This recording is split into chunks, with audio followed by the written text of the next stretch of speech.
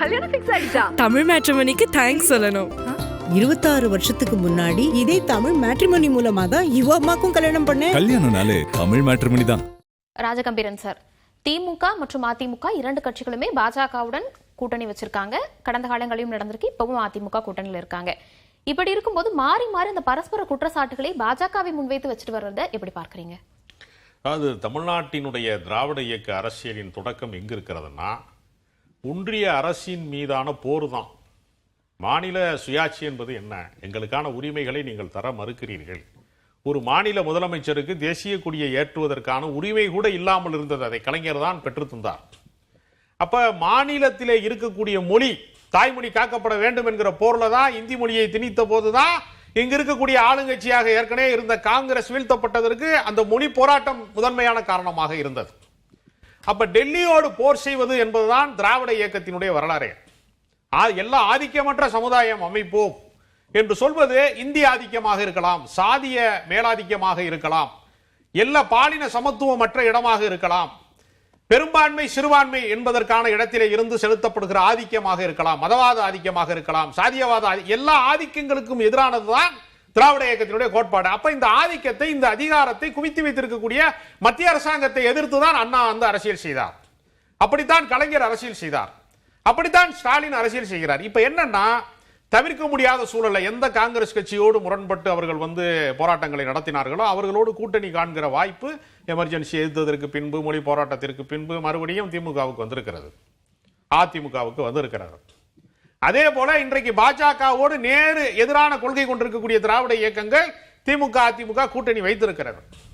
இங்க எங்கே சிக்கல் வருதுன்னா, அந்த பாஜகவுடைய கொள்கையோடு கரைந்து போவது என்கிற இடத்துல திமுக ஒருபோதும் அப்படி இல்லை.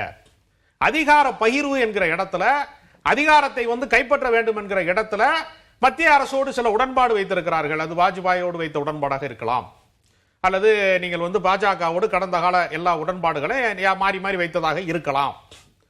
ஆனா அதிகாரத்து ரீதியான அந்த உரிமைகளை பெறுவது என்பது வேறு, நீங்க உங்களுடைய கொள்கைகளை காவு கொடுத்து விடுவது என்பது வேறு. போன அதிமுக ஆட்சியில் என்ன நடந்துச்சு? ஜெயலலிதா அவர்கள் மறைவுக்கு பின்பு அதிமுகவை பாஜக கையில் எடுத்துக்கொண்டது. பாஜக எல்லாத்தையும் தீர்மானிக்க தொடங்கி விட்டது. டிஎன்பிசி எக்ஸாம்ல வந்து வெளிமாநிலத்தவர் வந்து இங்க எழுதலாம், அங்கு பதவி பெறலாம்ங்கிற நிலைமையை திருத்தினார்கள். இங்க நீட்டு வந்து விட்டது. இங்கு ஒரு மோசமான நிலைமை தொடர்ந்து வந்துகிட்டே இருக்கு. பாஜக இயற்றுகிற எல்லா கருப்பு சட்டங்களும், வேளாண்மை திருத்த சட்டம், குடியுரிமை திருத்த சட்டம், எல்லா கருப்பு சட்டங்களுக்கும் அதிமுக கையெழுத்து போட்டு ராஜ்யசபா உறுப்பினர், நாடாளுமன்ற மக்களவை உறுப்பினர்கள்லாம் ஆதரவு தெரிவித்து அந்த சட்டங்களை இயற்றுவதற்கு அவர்கள் காரணமாக இருக்கிறார்கள். அந்த காம்ப்ரமைஸ் இருக்கு இல்லையா, எந்த எல்லை வரைக்கும் திமுக போனது, எந்த எல்லை வரைக்கும் அதிமுக போனதுங்கிறப்ப அதிமுக தாரை வார்த்து விட்டார்களோ. இப்ப கூட பாருங்க, ஒரு மாநிலத்திற்கான தேர்தல் நடக்க போகுது ஏப்ரல் 23ஆம் தேதி. இவங்க என்ன சொல்லணும்? அதிமுக தலைமையிலே ஒரு கூட்டணி, அதுல பாஜக பங்கேற்கிறது, அப்படித்தானே சொல்லணும். என்டிஏ கூட்டணியில வந்து அகில இந்திய அளவுல என்டிஏ கூட்டணி இருக்கு, அதுல மாநில அளவுல வந்து முதலமைச்சரா வந்து எடப்பாடி போட்டிடுறாருன்னா என்ன அர்த்தம்? இல்ல, தேர்தலை ஒட்டி எடப்பாடி பழனிசாமி மீதும் அதிமுக மீதும் விமர்சனங்கள் வைக்கப்பட்டுச்சு. டெல்லி போறாரு, அங்க போய் இந்த பேச்சுவார்த்தை எல்லாம் நடத்துறாரு அப்படின்னு வைக்கப்பட்டுச்சு. அதையெல்லாம் இல்ல, நாங்க சென்னையில வச்சுதான் நடத்துறோம், சென்னையில இங்கதான் நடக்குது, நான் தான் முடிவெடுக்கிறேன் அப்படிங்கிற மாதிரி கூட்டணி கட்சி தலைவர்கள் எல்லாம் அதிமுக அலுவலகத்திற்கு கூப்பிட்டு அந்த கையொப்பம் அப்படிங்கறதா இருக்கு. இதெல்லாம் பார்க்கும்போது அதிமுகவினுடைய கை ஓங்கி இருக்கு அப்படிங்கிறது பார்க்க வேண்டாம். இல்ல, அப்படித்தான் ஒரு தோற்றத்தை உருவாக்குகிறார்கள். டெல்லியில எல்லா முடிவையும் எடுத்துட்டு இங்க வந்து வெளியிடுறாங்க.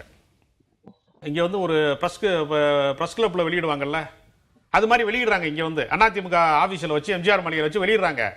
கூட்டணி கட்சிக்காரர்கள் அத்தனை பேருமே தமிழ் மாநில காங்கிரஸ்ல இருந்து எல்லா கட்சியுமே ஏன் தாமரையில போட்டிடுறாங்க? கூட்டணி கட்சிக்காரர்கள் வந்து அன்புமணி ராமதாஸை தவிர எல்லாருமே வந்து தாமரையில ஏன் போட்டிடுறாங்க?